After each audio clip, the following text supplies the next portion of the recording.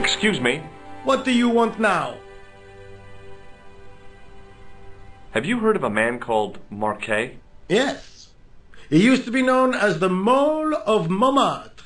I heard he's been hospitalized, probably by one of his rivals. Which hospital was Marquet taken to? The Hagenmeyer Clinic, in the Avenue des Hérissons. Why was Marquet known as the Mole of Montmartre? Because he lived in Montmartre, I suppose. Yeah, but why the mole? I don't know. Maybe he ruined people's lawns. See you later, Sergeant.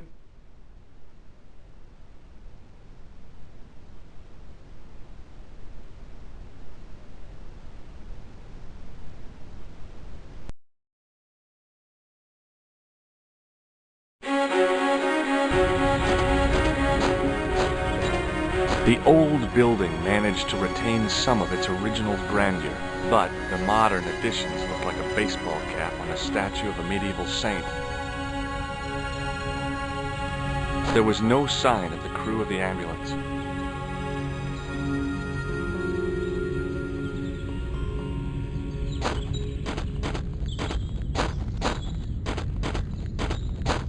I felt a little guilty as I tried the door, like I was about to rob a grave. I gripped the handle with an involuntary tremble in my hand and pulled. The door was locked.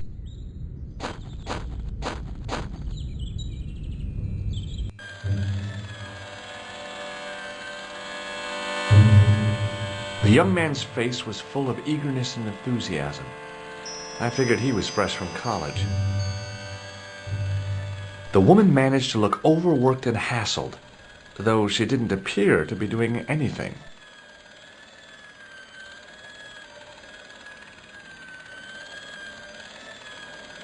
Excuse me. Yes, sir? Is this the Hagenmeyer Clinic? That's correct. I thought I was in a garden center. Oh, the plans. They were my idea. A little greenery to evoke the spirit of nature. How may I help you?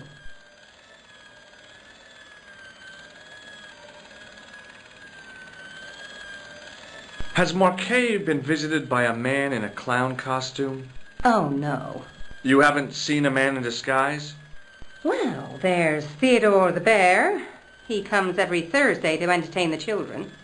Personally, I think he scares them half to death in that crummy old bear suit. If I was stuck on my back with tubes in every orifice, he's the last person I'd want to see. Has Marquet had a visit from a pair of gangsters? I should hope not. Can you describe them? A thin guy who looks like a weasel and his friend, the gorilla. Sounds as if they escaped from the zoo. I'm here to see Jacques Marquet. Oh, yes. Are you related to our client, sir?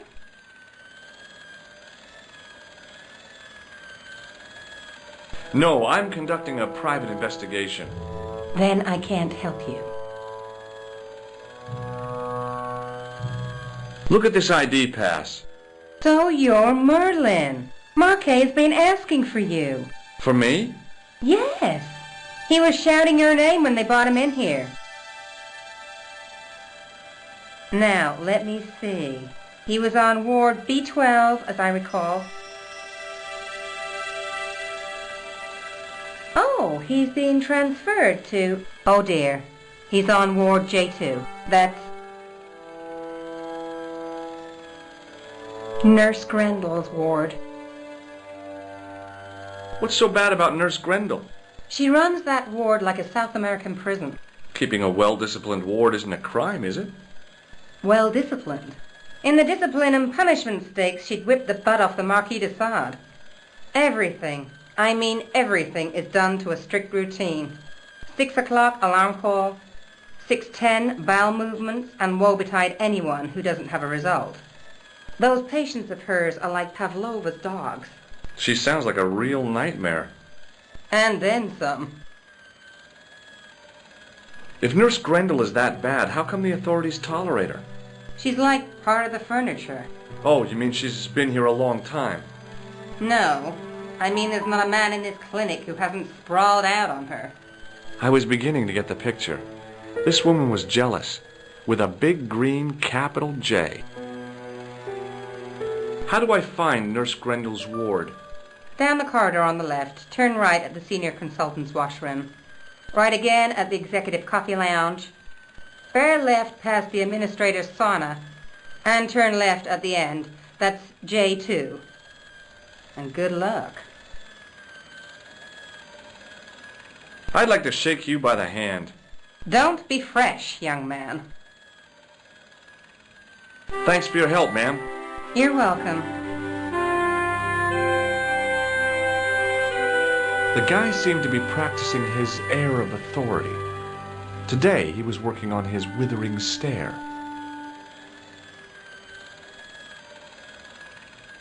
Hi, my name's George Stobart. Really? If you wish to make an appointment, see the receptionist. May I have the honor of shaking you by the hand? You may not. I don't encourage physical contact between my staff. Thanks for your help. Hi, my name's George Stobart.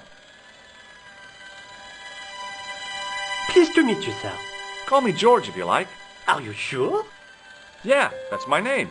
My name's Benoit, but everyone calls me Bunny. Bunny?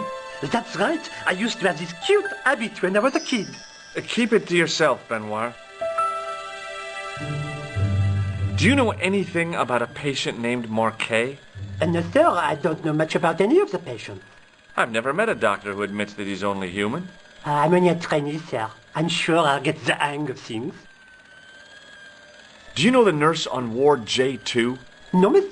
This is my first day here. I can't wait to get my hands dirty. I was talking about treating my first patient, of course. I didn't mean to get my hands dirty with a nurse. Shake my hand, Benoit. I don't think that's a good idea, sir. How come? Dermatitis. I don't have dermatitis. I do. See you later. Right.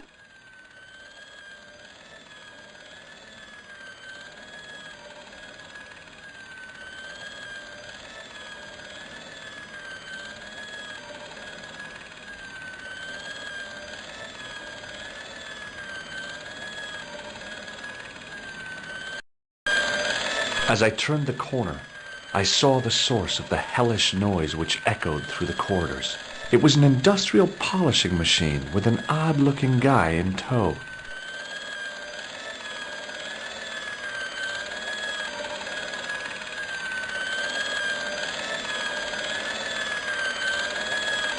It was a life-sized marble figure of a guy in robes.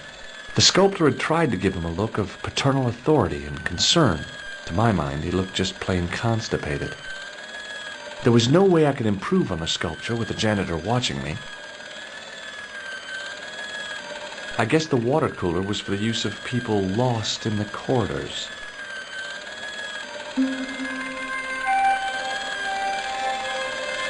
Maybe the face of the unaccountably happy domestic had made me unduly suspicious.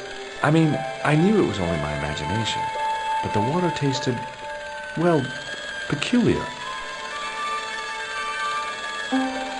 He looked blissfully happy, for no apparent reason.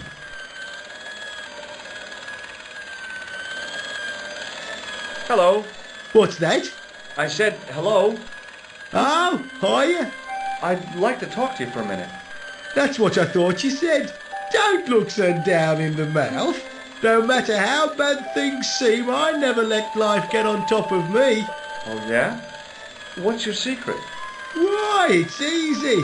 All you have to do is smile and whistle this little tune. You know what? If you start whistling, I'll bust you in the teeth. It's a deal.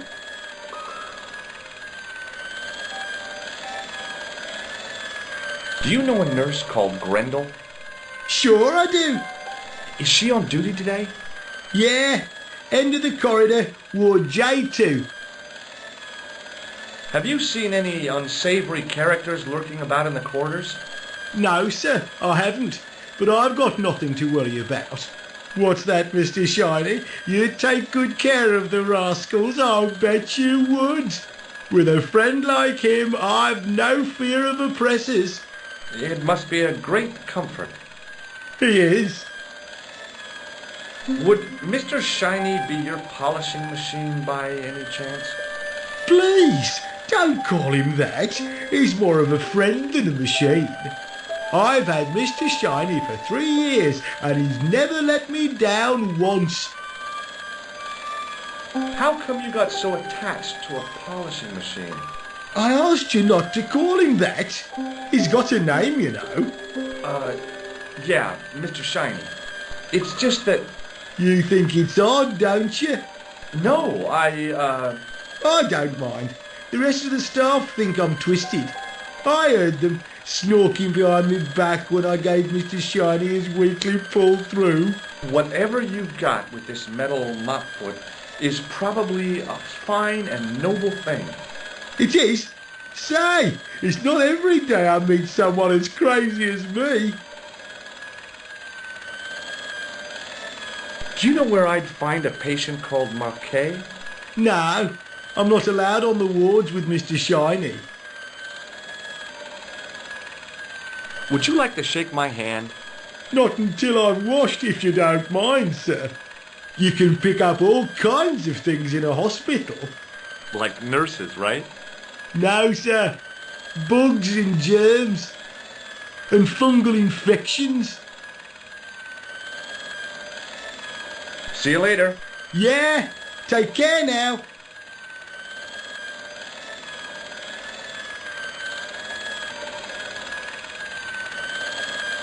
The connector in the socket supplied electricity to the polishing machine.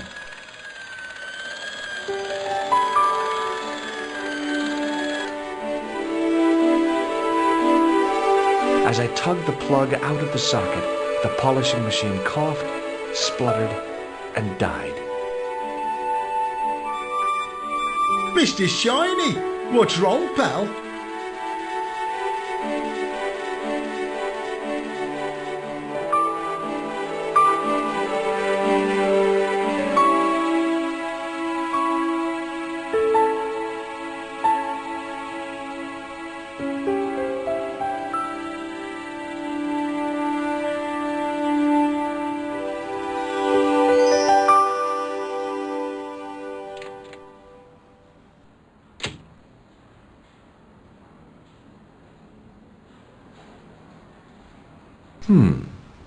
Dr. Stobart at your service.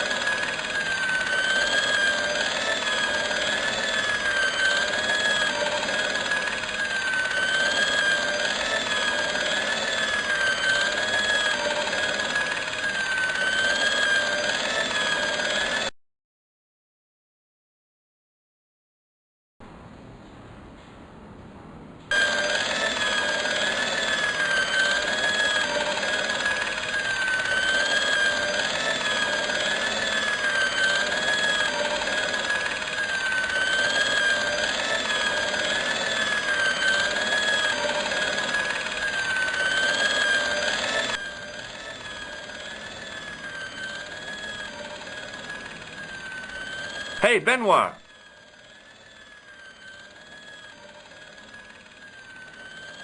There's no need to shout. What do you want? Forget it.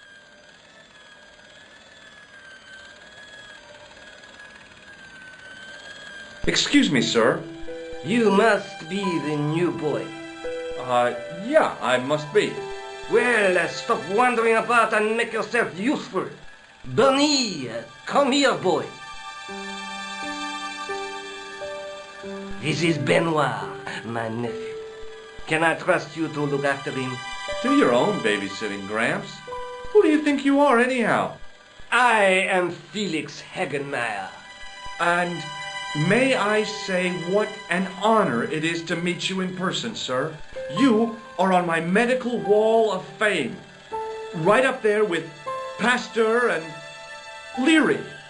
I look on it as a privilege, no, an honor, to look after your nephew, sir. He is fresh out of medical school.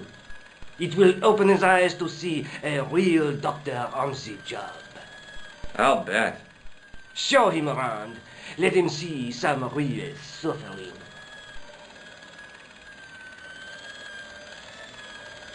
So long, Hagenmeyer. Hey, Benoit. There's no need to shout. What do you want? Forget it.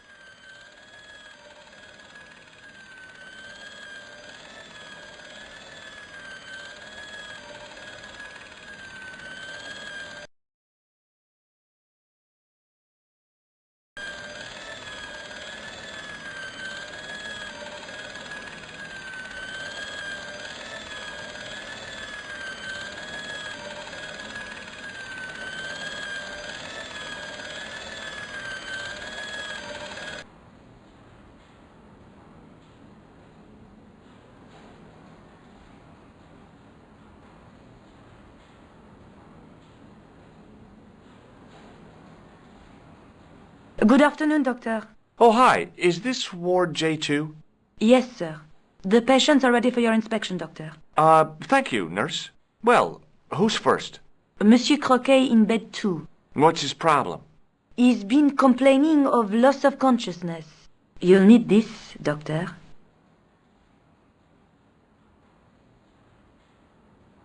She gave me a long, narrow metal box and a stunning smile. Thanks.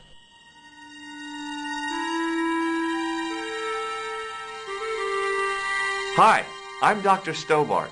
Hello, Doctor. The nurse told me you keep losing consciousness. That's right. I've had the problem as long as I can remember. It's a real out-of-body experience. Like death, but not so conclusive. I see. How long does it last? Just a fraction of a second, and then I recover. I might not have been a doctor, but I was formulating a diagnosis all the same. This guy was nuts. I know exactly what you mean. It's known in the medical field as blinking. Is it serious? Of course it isn't serious. It's perfectly natural. But just think, 2 seconds every minute. Why, that's almost half an hour every day. 2 weeks out of every year spent in total darkness. I don't have time to listen to this baloney. Which bed is Marquet in? He's round the corner, in solitary. What's the matter with him? I don't know, but the men who brought him in were wearing masks and rubber gloves. Hey, you're a doctor. How come you don't know? We doctors don't know everything. Then how come you act like you do? Has Marquet had any visitors?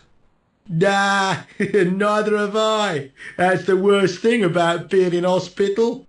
You feel like the rest of the world has abandoned you.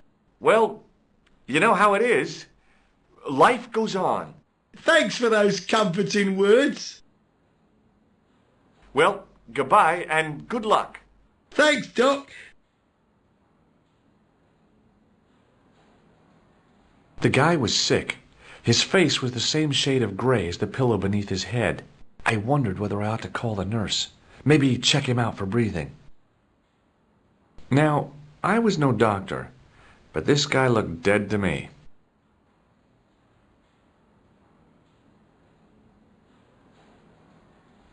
This guy didn't look sick to me. He didn't have spots or stitches, and he certainly didn't have a fever.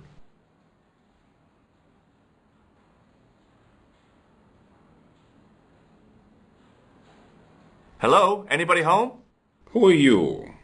My name is Dr. Stobart, and I'm here to steer you down the rocky road to recovery. Dr. Monroe said there was no cure for what I've got. Your problem is you stayed in bed too long. Are you sure you're a qualified doctor? You better believe it. What can you tell me about Marquet? He's the man in the private room, isn't he? That room was mine before I was tossed out like a common squatter. Do you know what's wrong with Marquet? They won't even say what's wrong with me. Tell me, Doctor, what's your opinion? It's too early to say. But I've been here for 3 months. What's your impression of Nurse Grendel? She's a very efficient young woman. Efficient? You make her sound like a vacuum cleaner. I've no complaints. The woman in reception described Nurse Grendel as a monster. Well, that's simply not true.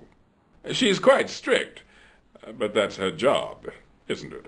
You've got to have discipline in a place like this. I thought about giving him an electric shock, but I just couldn't do that to a sick guy. See you later.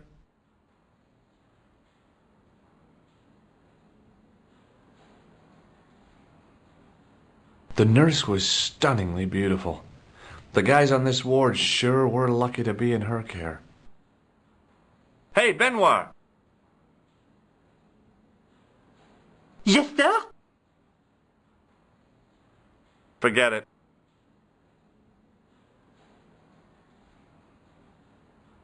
Could you take a look at the client in bed number 3 now?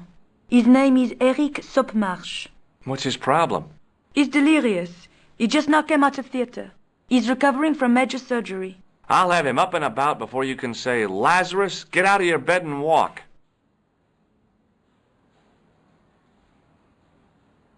Hi, it's me again. I'm going to take your blood pressure. Why? I'm a doctor. It's my job. See you later.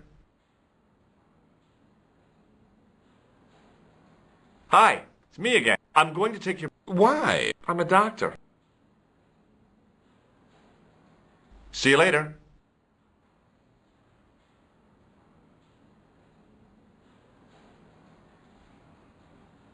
It was a life-sized marble figure of a guy in robes. The sculptor had tried to give him a look of paternal authority and concern. To my mind, he looked just plain constipated.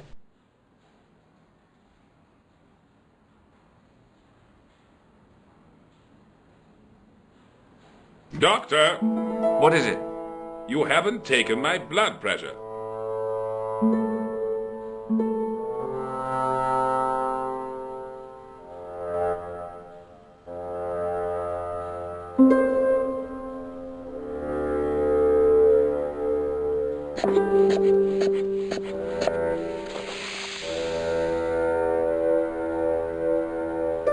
Seems fine to me. You're not doing it right. Of course I am. No, you're not. Dr. Monroe never did it like that. I can't take a satisfactory reading while you're excited like this. I'll come back later. Hey, Benoit!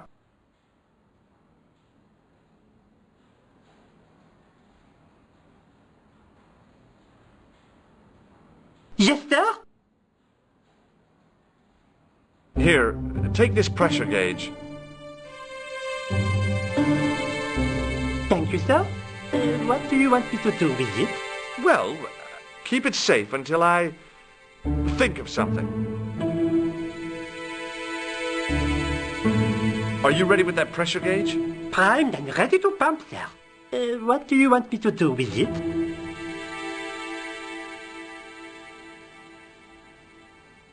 Use it on Nurse Grendel. Huh? Go on, she'll enjoy it. Well, okay. Dr. Stobart? Yeah?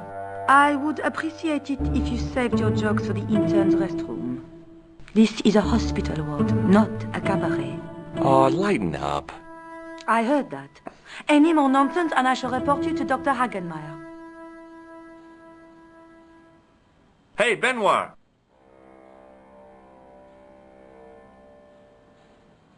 Yes, sir?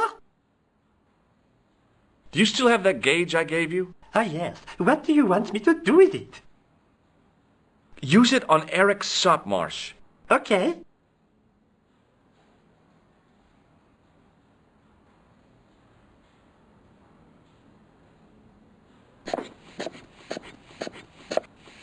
I'm Dr. Stobart. Bonjour, docteur. Have you heard of a guy called Marquet?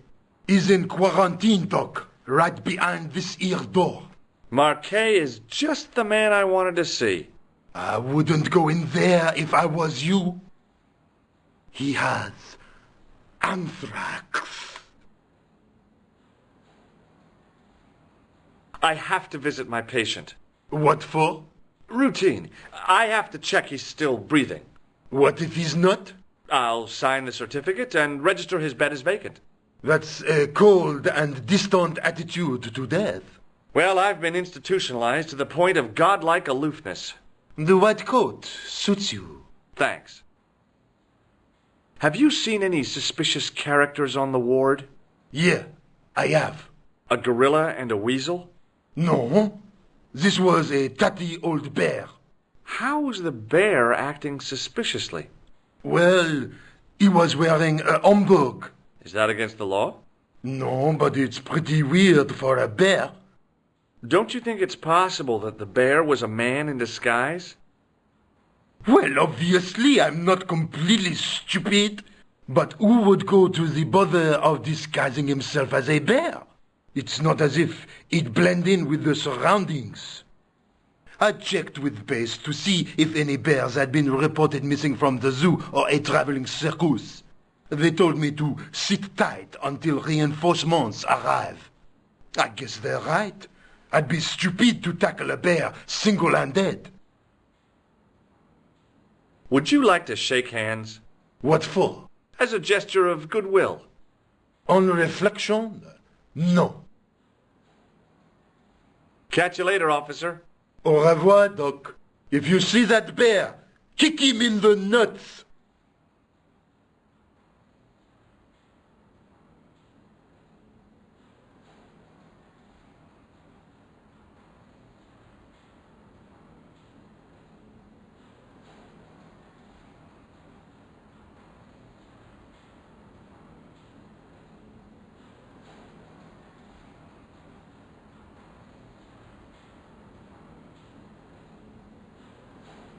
Rather you than me, pal.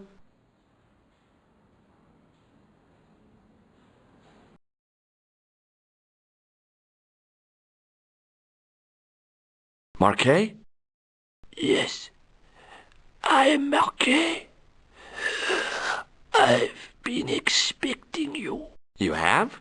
Well, what are you waiting for? Get it over with. I just want to know what I should do with the gem.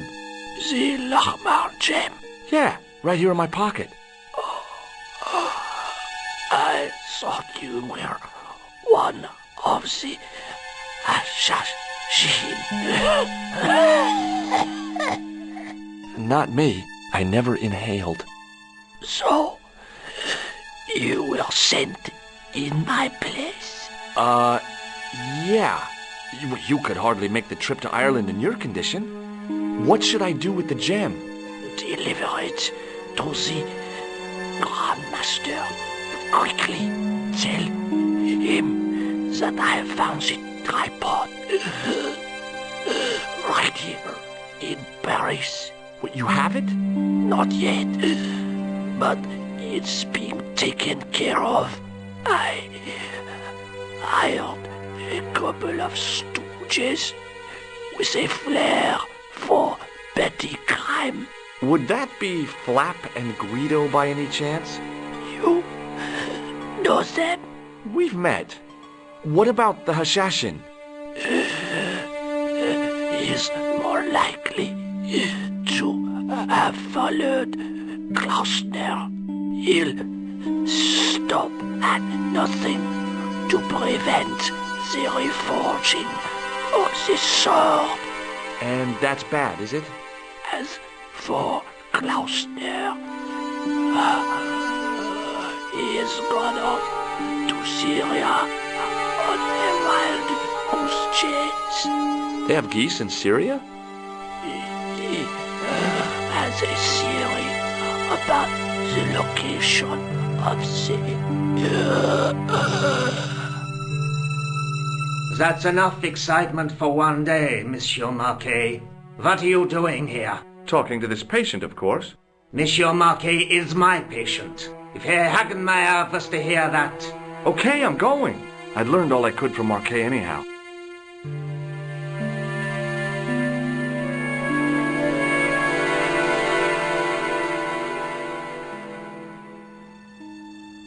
Ah, there you are, sir. I was just coming to look for you. I finished with your pressure gauge. Thanks, Bunny. What's that noise? It sounds as if someone's having a cardiac arrest. It's all right. The doctor's in there with him.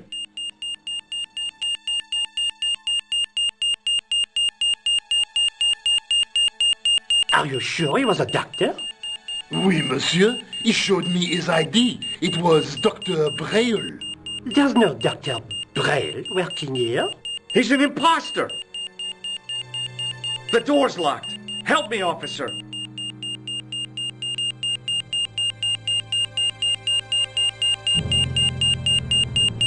Stand back, monsieur.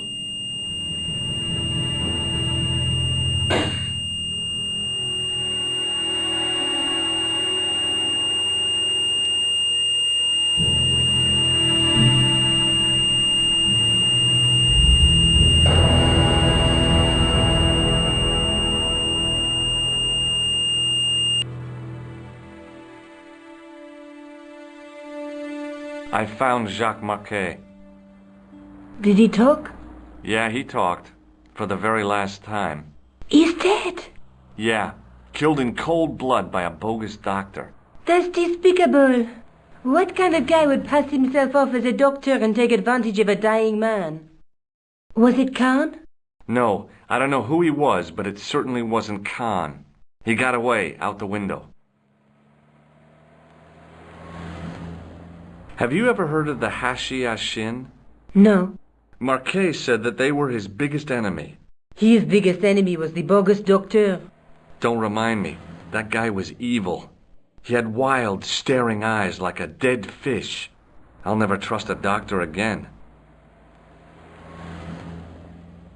Do you think the assassin was responsible for killing Marquet? I don't think so. He could have finished him off the first time. Besides, Marquet would have recognized him. He was pumped to the gills with sedatives. He wouldn't have recognized the 4 horsemen of the apocalypse unless they'd introduced themselves. Can you think of any use for this? That's a thing for measuring blood pressure, isn't it? What are you doing with that? I picked it up in the hospital. It could be useful. You ought to take it back. Don't you feel guilty? No.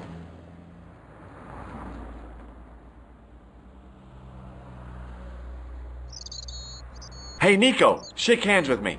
No chance, Buster. I guess I'd better go back and talk to that weirdo. Which one, Rosso or Sergeant Moo? Oh, but you're referring to Andre. I'll let you work it out.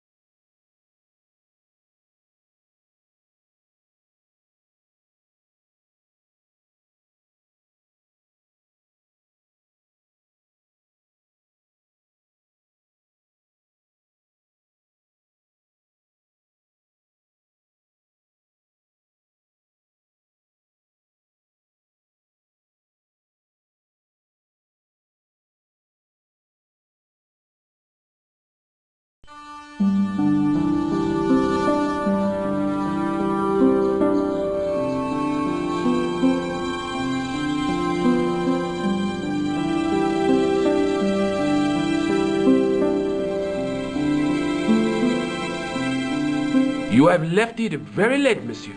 Late for what? Anything. I am closing the museum soon. You wouldn't like to get locked in. I can tell you. Not in this gallery. Why not? It is haunted, monsieur. You don't believe in ghosts, surely. Oh, yes, I do. 7 years ago, a lad managed to hide in here. He'd made a bet with his friends, I suppose. When I found him in the morning, he was cold as ice and stiff as a board. Well, what was the cause of death? They said it was a brain tumor. But on his face was a look of stark, desperate terror such as I have never seen before. Scary.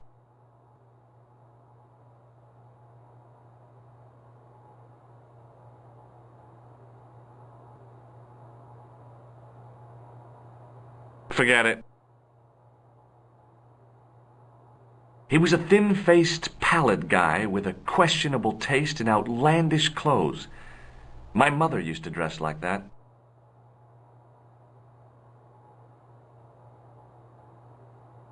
I beg your pardon. Are you André Lobineau? That's me. You want my autograph? No. I was told you may be able to help me. Help? My name is George Stobart. I'd like your professional opinion. Well, okay. Shoot. I think you ought to know that the tripod is going to be stolen. The Lochman tripod? No. It's true. I can give you a description of the thieves. Before the supposed event has taken place? I heard them planning the raid. They're wasting their time. The tripod is protected by a state-of-the-art alarm system. Well, don't say I didn't warn you. What can you tell me about Philippe le Bel? He was responsible for the extermination of the Knights Templar. I know that, but why was Philip so hot to get rid of them? Mostly because he wanted to get his hands on their treasure.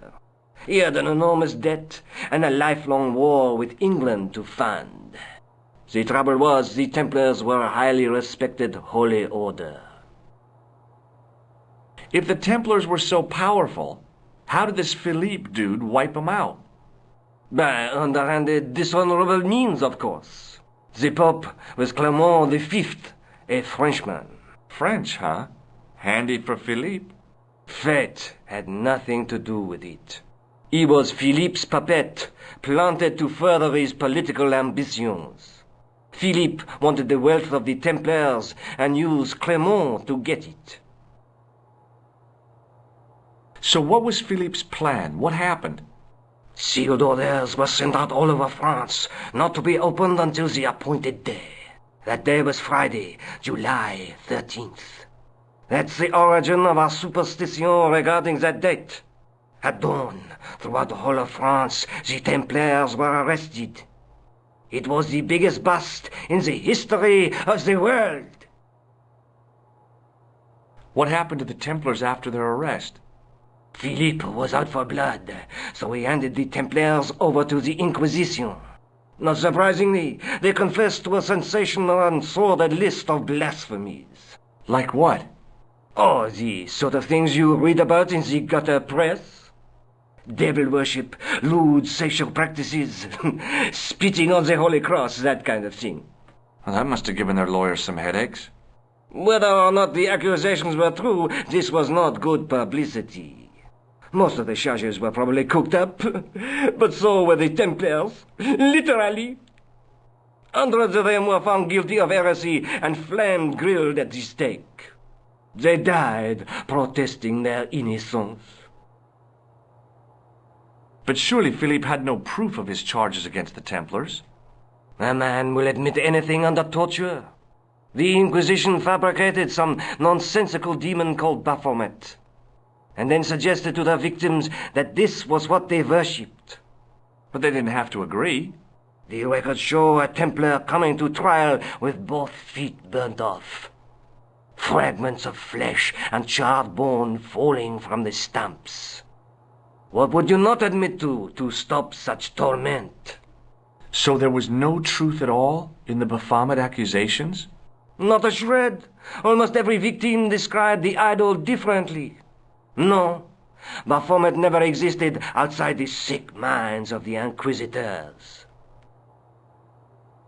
So Philippe stole the Templars' riches, huh? Oh no, they weren't stupid. The king's troops marched first on the temple in Paris, then to the Templar home port at La Rochelle. There was no trace of the treasure, and the fleet of the Knights Templar had set sail. Does the name Montfaucon mean anything to you? Sure, it was the most grisly spectacle in Paris until the Revolution. A public toilet? Montfaucon was the place of execution for many thousands. A dark temple of death, with row upon row of arches, each one framing a grim exhibit. Scores of rotting corpses swung on creaking rope, while the crows devoured their flesh. That explains the image of the hanged man. I found a reference to Montfaucon in Ireland, in a village called Lochmarn. Lochmarn? That's where Pegram was digging. That's right. He'd left the excavation before I arrived. Where was the site of Montfaucon? To the northeast, near the Canal Saint-Martin, but there's nothing there now. The old gibbet was torn down during the Revolution. Do you know Pegram well? Not really. I met him at a conference. I would have liked to talk to him in depth, but I didn't have time. When was this? Oh, back in the summer, July, I think. The second week of July? Maybe. Yes, it was, just before Bastille Day. So Pegram was in Paris at the same time as the other victims. Pardon? Victims of what? Nothing. Just thinking aloud. Have you ever heard of the Hashashin? Why, yes. It was a radical Muslim sect whose name became synonymous with murder. It was formed in 11th century Persia, shortly before the Crusades. At roughly the same time as the Templars. Yes. They gave a new word to our language. Assassini. The assassins. How did the assassins get their name? From the legend surrounding the secrets of their initiation rites. A young man who sought to join the sect was given hashish until he drifted into dreams. He awoke to find himself in a fabulous garden with everything he could wish for.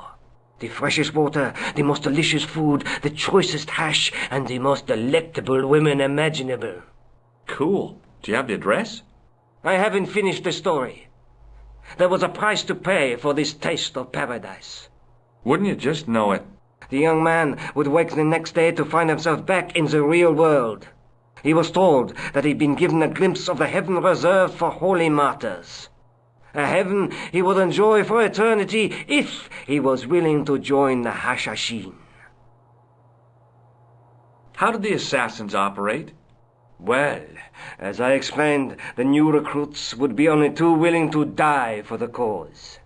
They'd be instructed in the use of the dagger, poisons, and disguise. Then, the Grand Master of the sect would name an enemy of Allah. And they'd stop at nothing to eliminate that enemy.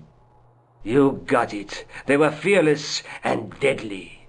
Does the cult of the assassins still exist? Take a look around at the world today. You tell me. Why don't you loan the tripod to me for safekeeping? Because I'd never see it again. Well, don't you trust me? It's not a question of trust, George. That tripod is hundreds of years old and extremely fragile. I get your point. I'd like your opinion on a medieval manuscript. Vraiment? Do you have it with you? No, it's too fragile. And besides, there are certain people who'd stop at nothing to get their hands on it. Intriguing. Do you have a copy of the text? There isn't much. Only a few Latin phrases. I was kind of hoping you'd help decipher the pictures. Without seeing the manuscript, that's a tall order. Just tell me one thing. What does the image of two men riding on the same horse suggest to you? The Knights Templar. Does the Templar seal appear on this manuscript? I'd love to see that for myself. Can you tell me anything about the Knights Templar? I sure can, Georgie. Soldiers, diplomats, mercenaries, monks, bankers, you name it, the Templars fit the bill. The greatest fighting force in Christendom, the militia of Christ. Jeez. How did the Templars get their name? From the building in which they set up their headquarters. The King of Jerusalem gave them part of a mosque on the Temple Mount. It was said to have been the site of the original Temple of Solomon. The order became known first as the Knights of the Temple, and later the Knights Templar. You're a mine of information, Andre. Glad to be of help, Georgie. How come the Templars became so wealthy? There was a constant stream of new recruits to their ranks, many from noble families. They were required to swear a sacred oath of poverty, chastity, and obedience. So, their money, goods, and lands were donated to the order. The Templars soon held land in France, Scotland, England, Spain, most of Europe, in fact. The poor Knights of Christ became the wealthiest power in Christendom. Is it true the treasure of the Knights Templar was never found? Who knows? So little knowledge of what really happened remains.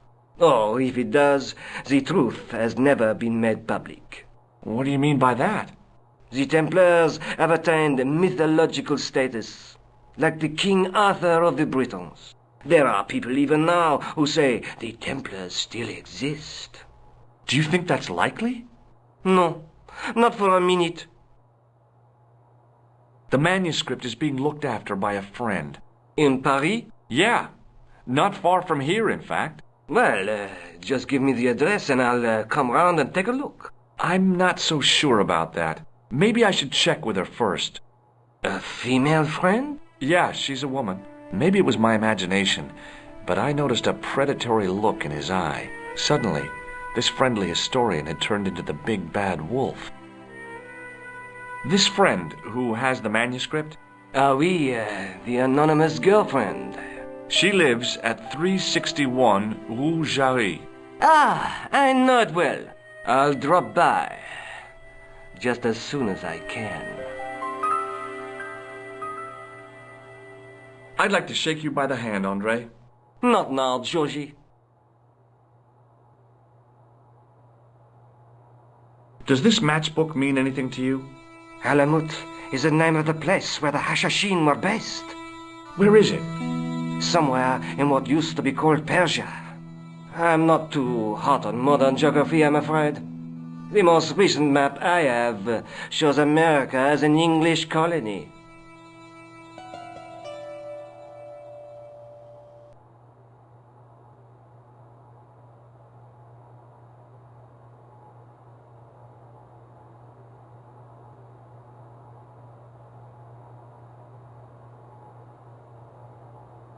Does the guy in this photograph look familiar to you? No. Do you recognize this white powder, Andre? No. Thanks for your help, Andre. You're welcome.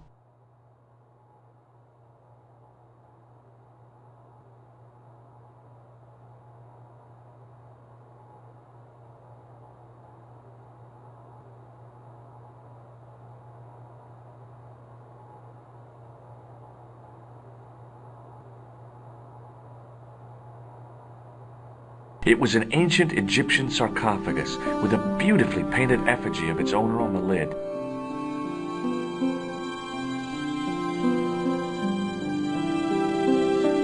Watch out! You'll have that done on top of us! The totem pole looked distinctly out of place in the setting of the museum.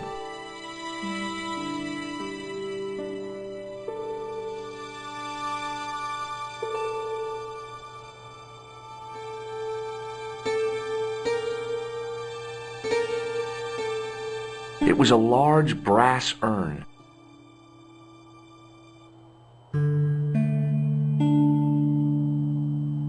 The case contained the tripod shown on the manuscript.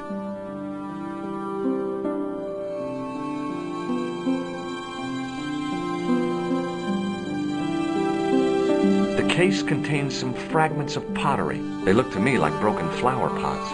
Above them, a sign read, L'Âge Paléolithique. It was a statue from ancient Egypt. Those old civilizations sure could teach us a few things about art and beauty. The case contained a collection of rocks. They were all shapes and colors, but they were still rocks. Above them, a sign read, L'Âge Paléolithique.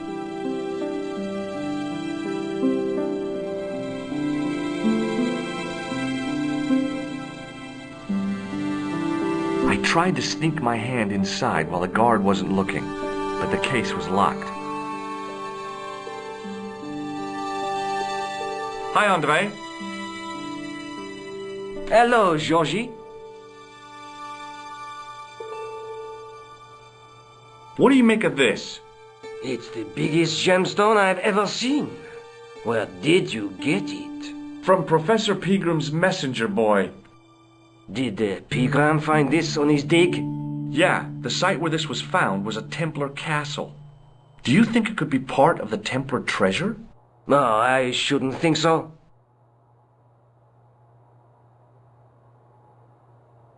Are you sure you don't know where Alamut is? Positive. Do you have any use for this, André? Shouldn't think so, Georgie.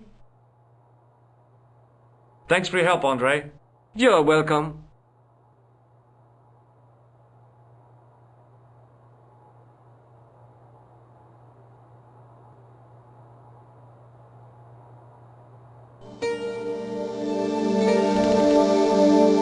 Don't even think of climbing in there, monsieur. You'll be suffocated. I always wondered how it felt to be a mummy. Pardon me? Oui, monsieur? What can you tell me about the collection of pottery? Those are remains of pots used by the original inhabitants of Paris. The Paris pot people. When did they move out? 15,000 years ago, monsieur. Vanished in the mists of time. Didn't even have time to pack up their pots. I thought the original inhabitants of Paris were a tribe known as the Parisi. That is right, monsieur. Renowned for their pots. You see, in those days, people didn't have much in the way of possessions. A few flints, some animal skins, maybe the odd bone or two. Naturally, when the Parisi came along with their pots, why, everybody wanted one. I guess they must have caused a kind of consumer frenzy. Ah oui, they connect the market, cleaned up. You don't know the first thing about those pots, do you? No, monsieur.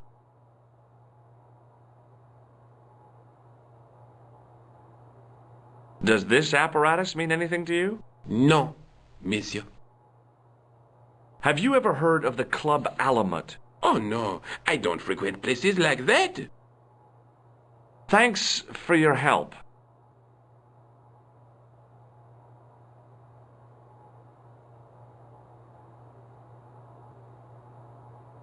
Hi, André. Hello, Georgie. Thanks for your help, André. You're welcome.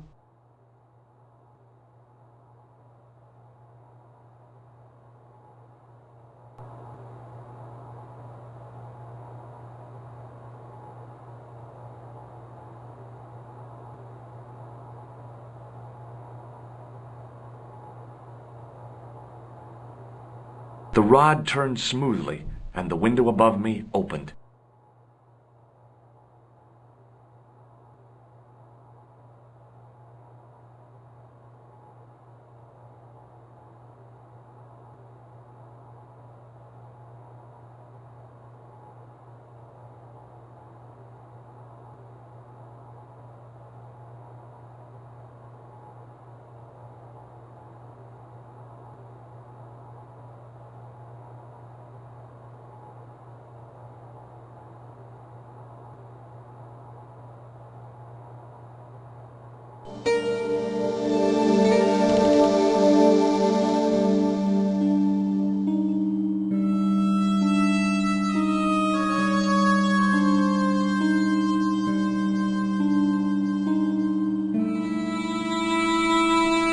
It is closing time, Monsieur Lobineau. Already, there just aren't enough hours in the day. More than enough for me. I can't wait to get home and put my feet up. Eh bien, see you tomorrow. Good night, Monsieur.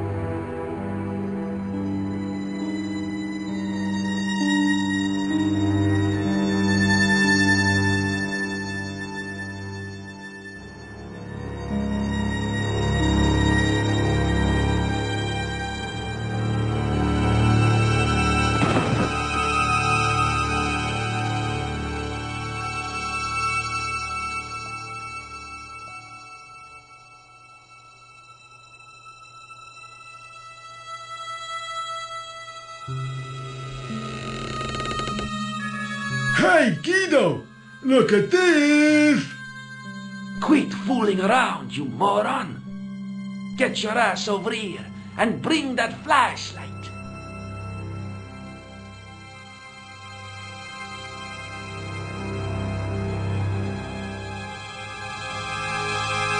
What the...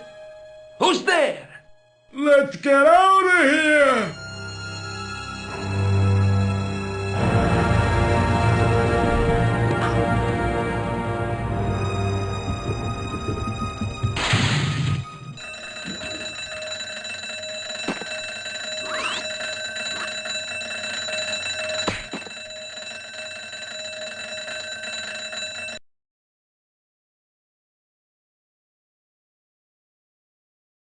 And when I woke up, I was at the police station. Luckily, I managed to persuade Rosso I was innocent. Poor Georges. What a mess. I bungled the whole thing. I don't think so. You made a pretty good job of distracting those two crooks. Yeah, but the killer got away with the tripod. No, he didn't. He's not the only one who can dress up in costume. You mean... it was you who stole the tripod? Oh, hell, Nico. I could have been shot. Those dogs are more likely to shoot their own feet. I just wish you'd told me your plans. We're supposed to be in this together. And how come you dressed up like a pantomime cat? Don't sulk, Georgie, please. Oh, rats. And don't call me Georgie.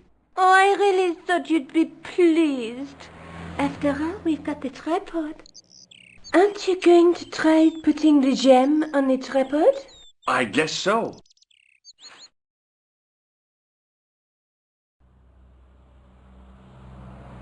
Nothing happened. Yeah. The gem fits perfectly, but what does that prove?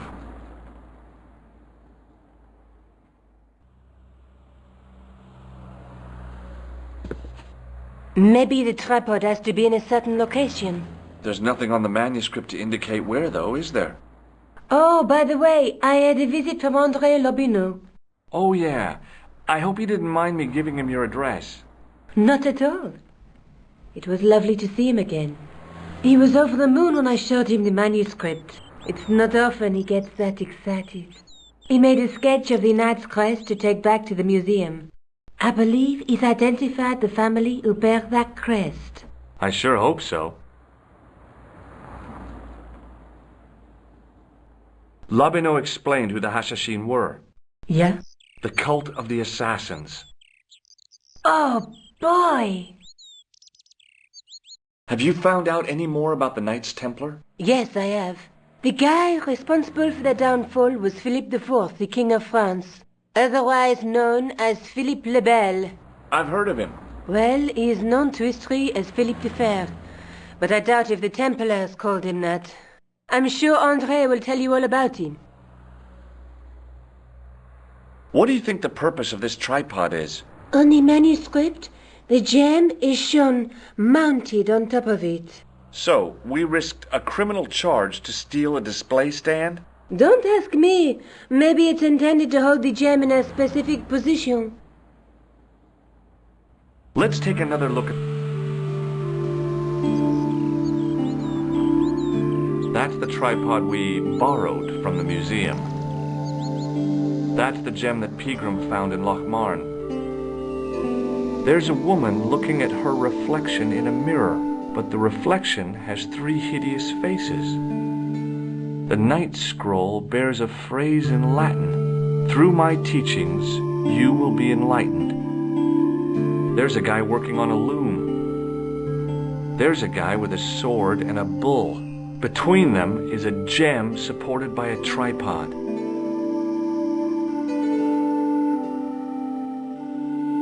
I have to go. Already? You only just arrived. Time and tide wait for no man. Okay, I'll see you later.